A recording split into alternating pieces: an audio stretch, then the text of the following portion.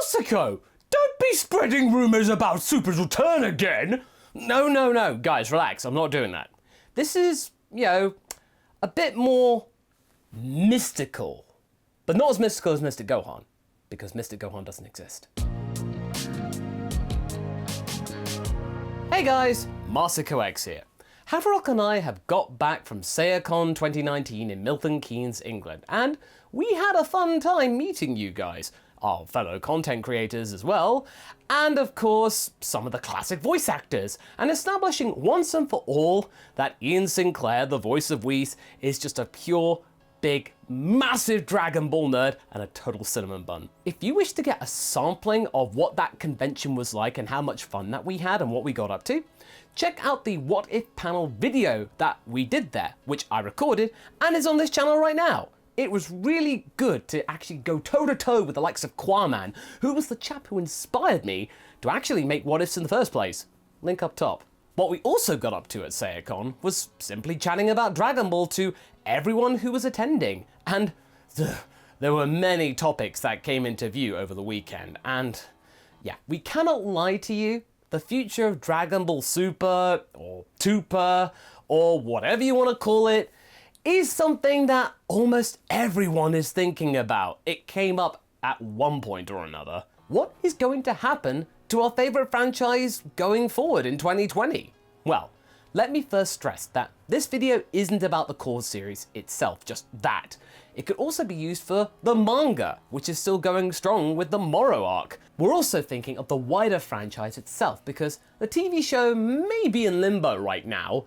The overall juggernaut that is Dragon Ball though, that ain't stopping. It's making too much money. It's true that people were really stoked to know more about Dragon Ball's future. I mean, it's pretty obvious that it's going to happen, especially if you've been in the loop for the last 18 months. I mean, after all, the Dragon Ball Super Broly movie did extremely well in the box office. We're talking like hundreds of millions of dollars across the world to even show people who barely even knew that the property existed that this whole Dragon Ball thing, it's a pretty big deal. It was able to show the immense potential that the series still has, and has managed to gain during the TV show's airing, because quite frankly, if Super didn't exist, Dragon Ball would be so dated. And then of course there's the latest chapter of the manga, which is only emboldening this feeling.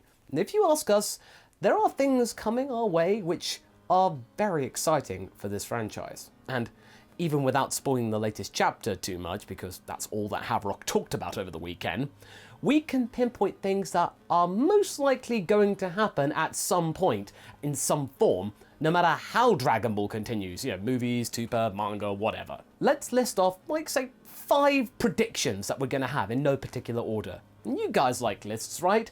And no, it's not because we're still recovering from the convention or anything, we're just doing a list video. We just really want to do something relatively light-hearted. So let's get to it and discuss what our predictions are for Dragon Ball in 2020 and beyond. Number 1, Beerus vs Vegeta. What's going on with that? This is probably one of the biggest narrative chestnuts yet to have revealed itself in Dragon Ball. What is going on with that whole thing about Beerus not telling the Saiyans about the true order to blow up their planet? It was him. And according to Ian Sinclair, the voice of Whis, who I got to chat with quite a bit, this is his favourite fan theory. I mean, if you think about it, it makes quite a lot of sense. Whis wants to see Beerus squirm. He loves it, you can see it in the anime. Now, even though the Broly movie failed to bring up this detail, unlike the previous 2 movies in some way, we still have to remember that it was Beerus who ordered Frieza to destroy planet Vegeta. We also had a little journey down memory lane after watching some more clips of the big green dub that I'd never seen before. Now this whole thing reminds me of a video I did a long time ago on this matter about what might happen if Goku and Vegeta found out this information about Beerus destroying planet Vegeta and faced off with Beerus in an ultimate showdown. And what I definitely remember is that it involved white hair. Wow, I was actually kind of on the nose with that, Ultra Instinct. It was a year out. Anyway, we don't really know how Vegeta would actually react these days regarding this revelation. I mean, we would have done earlier, but now the thing's quite up in the air. The Broly movie gave us an indicator that he might not care that much, since he isn't bothered about Paragus slamming his own father and even himself. It's like on one hand, he doesn't really care about his people anymore that much, but on the other hand, he's getting much stronger And he might feel offended that Beerus never really revealed the whole truth to him, like he was hiding something. Then there's also the need for catharsis after decades of ridicule by Frieza, and the childhood that Vegeta had to endure, and the freedom he never had. The thing that makes this complicated for the cat is that Beerus has become, well, almost like a friend of Goku and company. Well, I mean, as close to his friends that he can ever be. And even his latest interactions with Little Bra seem to enforce the idea of him being, you know, a close family friend. But, yeah, also, he does sometimes flip back to his job description, trying to remain neutral, with his acceptance of Frieza being revived and not getting involved in Resurrection F. He tries not to take sides, but he's got a funny way of showing it. Remember, this is a friend who can destroy your entire planet and race if you feed him the wrong kind of food. We don't think that they're actually going to fight to the bitter end or anything about any of this, you know, if it ever comes to light. Whis and Beerus are just too marketable and popular to take them out of the spotlight. It may be possible that Beerus will retire one day, and that Vegeta will have an encounter against a full-powered Beerus before he goes, keen to settle the score one last time before he hangs up his GOD garb. But we doubt it will create a serious and permanent fissure between the two now. Especially now we've had a couple more years of character development between the two under our belts, sadly. These guys are just way too close to the main characters nowadays to remove them again. And we feel that in this day and age, that would be a very bold move to just simply cut this all off and act like it never happened. But we've also never really had a proper act of treason in the Dragon Ball universe before. And even the whole Majin Vegeta thing, that was dealt with pretty quickly. Also, Vegeta knew what he was doing. So, while the fight itself is more than likely to happen in some shape or form, the permanent hostility between Goku, Vegeta and Beerus, I don't see that happening. It may have been possible earlier in Super's run, but now, it's looking pretty remote. Still, if the prince and the cat decide to test their might just for the sake of pride or just because they want to, or even if it's just to get a notch on their respective belts, we are sure that it's going to be a spectacle to behold, seeing 100% power Beerus. Number 2, Whis having to block a punch. Not that long ago, we talked about the topic that was speed, and how quickly it got absolutely ridiculous in terms of scale, even more so than power levels. I thought that that was an impossible feat, but apparently not. In many regards, speed has been a benchmark of new characters' powers for modern day Dragon Ball instead of just raw power figures. And if someone couldn't keep up with seeing said character like they were just a blur, we knew that things were starting to get real. We've seen it a lot in the main timeline, especially after power levels became meaningless, but also most notably at the 23rd World Martial Arts Tournament and of course the Cell Games. That being said, speed wasn't the only way to show stronger enemies. There is another way which is just as narratively weighty. Throw out the status quo with one action. Let's take this future boy right here, who we don't even know the name of, and make him slice up not only a Frieza who was stronger than our Namek, but also his dad, who is comparable in power to him with very little effort. Oh, even better. Let's have Perfect Cell completely break Vegeta's spirit after being thrown around as semi-perfect Cell just maybe one episode ago, and so on and so on. You can even throw Vegito and Super Buu into the mix if you want. Haverelk and I think, however, that there may be an even weightier status quo disruptor out there, and that it comes in the shape of the attendant, Whis. Up until now, we've seen Whis mostly just having fun and being coy with everyone that he is sparring with. Basically, toying with the likes of Goku, Vegeta, and even Super Broly. These characters who are heavy hitters, they're immensely strong. He just treats them like little cat toys to our angelic host. It's like he's just singing them going, no. There will be a day, and mark our words, it's going to happen, when Whis will be forced to block an attack. No, maybe something even more heinous. Whis might actually be damaged by a punch connecting him. That's a big deal. It's like Saitama would actually have to use 2 punches to beat an opponent. And these 2 examples are pretty much the ultimate disruptors and twists that you can do in modern shows, and it will make people sweat buckets. If Whis is having trouble with something, then this is pretty bad. This might come at the hands of a demon, another angel, or something entirely different, but hopefully the Triple T, Toei, Toriyama and Toyotaro, won't go too over the top with this gem of a plot twist, and make Whis be mecha freezed by this new opponent. Yeah, that's too much. All you need to do is just have Whis face a real challenge. That's enough.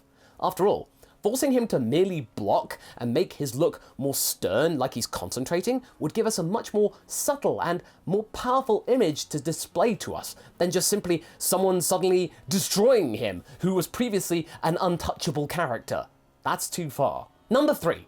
The mystery of the 6 missing universes. Well, originally we weren't sure if that was just a random Toriyama joke that he threw in there just to merely paint Zeno as a chaotic child with tantrums or something. You know, something that the Omni King did on a whim. Some of the recent events in the manga, on which sadly we really cannot comment too much on at this time, this whole thing might be a future plot point. Universes 13 through 18. What happened to them, really? Another interesting plot related to the previous one are the inactive angels. What does it mean to be inactive or dormant? Does that mean that you're only in a state of limbo? You asleep? Or maybe, hint hint, your powers are taken away from you and you are left with merely the basics to get by. After all, why would you need angelic powers if you haven't got a universe or a God to maintain and take care of? And as we saw in the Tournament of Power, the erasure of their respective GODs and universes did very little to them, with their actual stance. They didn't turn to stone, or disappear, or fall asleep, or get transported somewhere. They were just standing there. They were physically okay. So clearly, an angel's inactivity is something else. Who knows what happened to the 6 missing angels? Are they out there somewhere? Are they somewhere closer than we think? We know that Toyotaro has designed more angels than the initial 12, so did he choose only those that he and the other 2 Ts regarded the best designs? Or are those other designs being kept for the future? Toyotaro tends to plan a lot more in advance than Toriyama does. You guys know that we love Dragonball angels on this channel. Way too much, honestly. They're just so interesting. There has to be something to this. Something to do with the Grand Priest and the angels in the long run. Number 4. Shenanigans with Oob. While he has already debuted in the Universe Survival Arc chapter, Oob still hasn't officially shown up in the Super anime. He's been talked about, and he shouldn't. The end of Z is meant to be his big reveal, but we know how the Triple T are aware of his existence. They love them retcons, and we're willing to bet that they will find a way to factor him in sooner than he is supposed to be, yet not fully revealing him. Sort of making it like you're watching the end of Z, you see Oob, and you go, oh yeah, it's that guy. Toyotaro even created a piece of artwork where it suggested that it was King Chapa who trained the young boy with the basics of martial arts and then suggested to him that he should enter the next World Martial Arts Tournament so he could show the world how gifted he was. And if this ended up becoming part of the main story, I can easily see a filler episode or 2 showing the boy's time at the King's Temple, joining forces with someone else who wasn't present at the end of Z. This may be interesting. I feel that there is that hidden desire to debut Oob sooner than in the original story. Now that all the characters are playing in a different league in terms of powers, and whilst Kid Buu is still kind of impressive in the grand scale of things, he's not the absolute peak of what we can expect from a Dragon Ball character these days. We still think that Toei will plan to play it safe though, as introducing the boy to Goku earlier than he's supposed to be might lead to retcons that even they would not dare to touch. We might be wrong, but until we can get the official word on this, we're going to have to assume that the end of Z is what we're actually going to get and what we're heading towards. Number 5, a very different Bra and Pan. Now, Bra and Pan have become somewhat infamous amongst the Dragon Ball community, mostly due to the fact that in the dub, they are kind of annoying.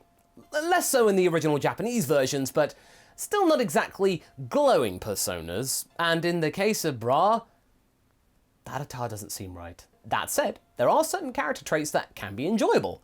Bra being daddy's little girl and yet inheriting her parents' massive pride and aggression. It's kind of cute as well as hilarious. We wouldn't be surprised if the new path that these characters end up going on will end up being slightly different than what we've seen. After all, if we were to trust Toriyama's S-Cell explanation, no matter how derived it is, they are in theory the 2 most potent Saiyan hybrids on Earth. And why?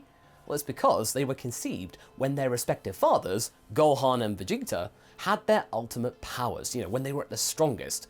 Save for Vegeta, who then got the royal blue motif not long after Bra being born. Not only that, but Kale and Caulifla have paved the way for female Super Saiyans being entirely possible in the main lore after decades of unnecessary confusion.